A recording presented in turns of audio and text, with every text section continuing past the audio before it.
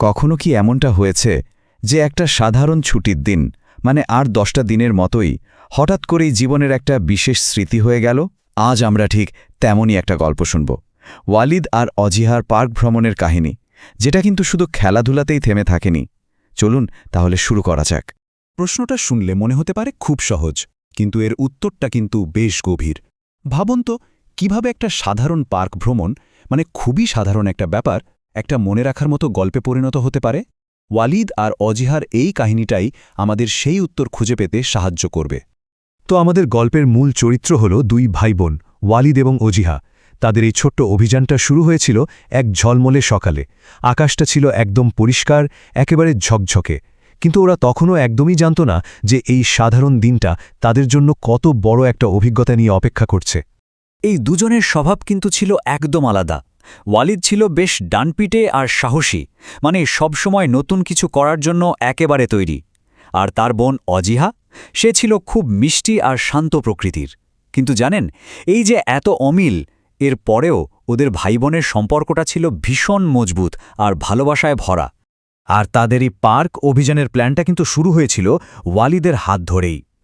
ওর গলার স্বরেই ছিল রাজ্যের উত্তেজনা যখন ও বোনকে ডেকে বলল, অজিহা, চলো আজ আমরা পার্কে ঘুরতে যাই।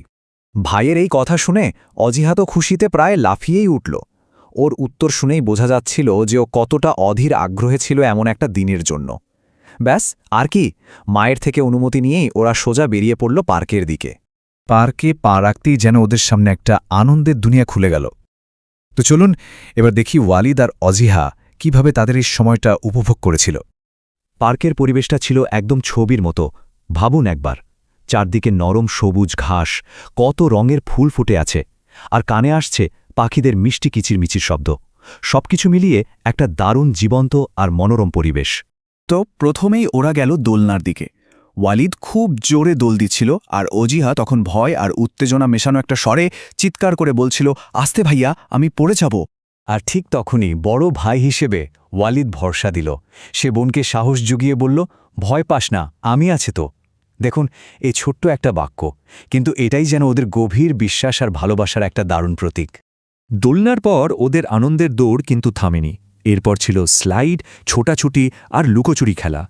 মানে যতক্ষণ না ওরা পুরোপুরি হাঁপিয়ে গিয়েছিল, ততক্ষণ ওদের হাসির শব্দে পুরো পার্কটা যেন মুখরিত ছিল। কিন্তু ওদের এই মজার দিনটা শুধু এই খেলাধুলাতেই শেষ হয়ে যায়নি। এরপরেই গল্পে এমন একটা মোড় আসে যা ওদের এই সাধারণ ভ্রমণকে একটা অসাধারণ অভিজ্ঞতায় বদলে দেয়। কিন্তু প্রশ্নটা হলো, ওদের এই নির্মল আনন্দ কি বেশিক্ষণ টিকেছিল? হ্যাঁ, টিকেছিল, তবে একটু অন্যভাবে। কারণ এরপর ওদের কাছে আনন্দের মানেটাই যেন বদলে যেতে চলেছিল।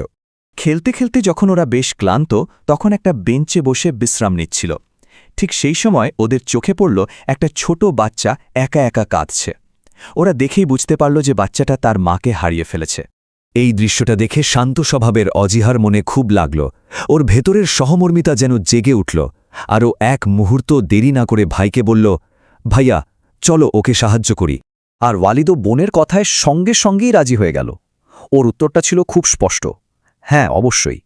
এই যে ছোট্ট একটা কথা, এটাই কিন্তু ওদের গভীর মানবিকতা আর দায়িত্ববোধের প্রমাণ দেয়। গল্পের এই অংশটাতেই আমরা আসল জায়গায় পৌঁছাই। এখানেই ওয়ালিদ আর অজিয়া আবিষ্কার করে যে খেলার আনন্দের চেয়েও বড় একটা আনন্দ আছে, আর সেটা হলো অন্যকে সাহায্য করার আনন্দ, যার মধ্যে লুকিয়ে থাকে একটা অন্যরকম সার্থকতা। ওরা একটুও দ্বিধা না করে বাচ্চাটার কাছে এগিয়ে গেল। প্রথমে জিজ্ঞেস করল ও কেন কাঁদছে, আর তারপর বুদ্ধি করে ওকে সোজা পার্কের গার্ডের কাছে নিয়ে গেল।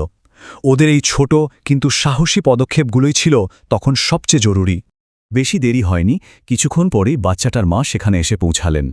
নিজের সন্তানকে ফিরে পেয়ে তিনি ওয়ালিদ আর অজিহাকে মন থেকে দোয়া করে বললেন, তোমরা খুব ভালো কাজ করেছ, আল্লাহ তোমাদের ভালো রাখুক। এই দোয়াটা শোনার পর ওয়ালিদ আর অজিহার মনটা যেন এক অন্যরকম শান্তিতে ভরে গেল।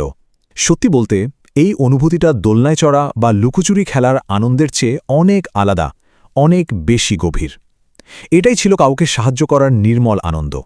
এরপর বাড়ি ফিরে ওরা যখন মাকে পুরো ঘটনাটা খুলে বলল, মা ওদের মাথায় হাত বুলিয়ে বললেন, তোমরা শুধু মজাই করো না, ভালো কাজও করো দেখছি, আমি তোমাদের জন্য গর্বিত। তাহলে এই গল্পটা থেকে আমরা কি শিখলাম? শিক্ষাটা কিন্তু খুব সহজ কিন্তু ভীষণ দামি। নিজের আনন্দের পাশাপাশি যখন আমরা বিপদে পড়া কাউকে সাহায্য করি তখন যে মানসিক শান্তিটা পাওয়া যায় সেটার কোনো তুলনাই হয় না। সবশেষে এই গল্পটা আমাদের একটা গভীর প্রশ্নের সামনে দাঁড় করিয়ে দেয়। কিভাবে আমাদের করা ছোট্ট একটা ভালো কাজ একটা সাধারণ দিনকে একেবারে চিরস্মরণীয় করে তুলতে পারে। ওয়ালিদ আর অজিহার জন্য সেদিনটা শুধুই একটা পার্ক ভ্রমণ ছিল না, ওটা ছিল জীবনের এক অমূল্য